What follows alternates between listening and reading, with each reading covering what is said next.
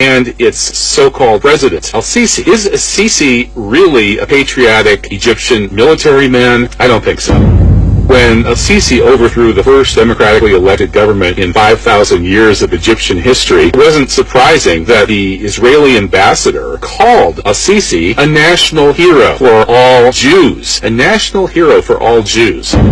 Sisi obviously overthrew the Egyptian government on behalf of his paymasters in Tel Aviv. Everything he's done since then bears this out. And of course, it's no secret that al-Sisi was the Israeli liaison to the Egyptian military during his time as a general. When the Israeli liaison to an Arab country's military, an Arab country that, by the way, is largely occupied by and on behalf of Israel, taking billions of dollars from the American taxpayer in return for doing whatever Israel tells it, that military liaison, in this case al-Sisi, is obviously very, very close to the Israelis, and that such a person would be the one to lead a coup d'etat, essentially that in itself.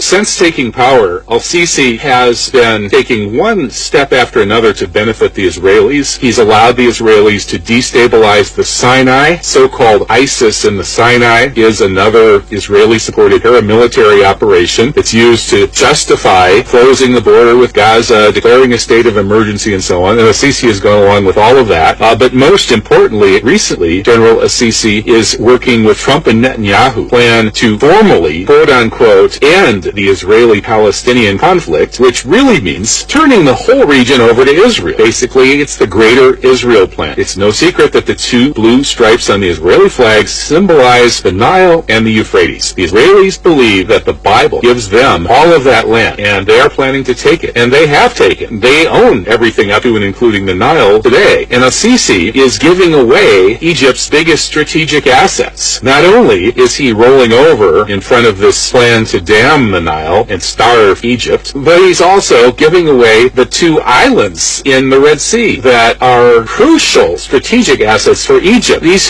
two islands command the Straits of Aqaba along Egypt's eastern border. They are key to the Israelis, who took them. They are going to just hand these islands to Saudi Arabia, which in turn is handing them over to Israel. This is an outrage, as everybody in Egypt who's not on the Israeli payroll knows. The Saudi royal family is also very close to the Zionists. They always have been, but only recently have they come out and admitted it and created the beginnings of a formal alliance. And now the Saudis bribed al-Sisi apparently to the tune of $20 billion, but that's just a formality. Muslim Brotherhood, whatever one may think of its capabilities when it was briefly in power, was talking about abrogating the Camp David Accords. It was talking about actually defending Egypt against this attempt to commit genocide against Egypt by damming the Nile. The government of President Morsi at one point was considering becoming allied to or opening up friendly relations with Iran. And all of these are no illusion by people who think that they can compromise with the West and with the Zionists. And that doesn't work. You have to either execute, permanently imprison, or exile people like al-Sisi, people who are agents of the hostile powers that are occupying your country. In that revolutionary situation where a nation is trying to take back its autonomy and become a free country once again, when the Egyptian people finally rise up and take back their country from the likes of al-Sisi and his Israeli army of occupiers, they have to be removed from any chance of power, any chance of undermining your revolution. The Egyptian people don't have very long to act because they're losing their country very, very quickly. They're not just losing the Gulf, they're essentially handing over their country to Greater Israel. The Nile is currently in the hands of Israel. They're taking the islands in the Red Sea. This threat of genocide against Egypt through damming the Nile is looming heavier and heavier over Egypt. Egypt needs to be taken back by patriots. Mainstream Egyptian media